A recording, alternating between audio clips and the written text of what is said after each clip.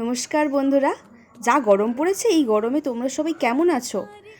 আর আমি এইদিকে এত গরমে গ্রীষ্মের দুপুরে আমার একটা কাজ নিয়ে বসেছি। এই যে এই কাপটা দেখছো, এটা একেবারে মাঝ বরাবর ফেটে গেছে, এটারই একটা ব্যবস্থা করতে হবে। তো আমি ভেবেছি ভার্লি পেন্টিংয়ের আদলে এর উপরে ক্লে দিয়ে একটা আর্টওয়ার্ক করব। চলো দেখা যাক কতটা কি করা যায়।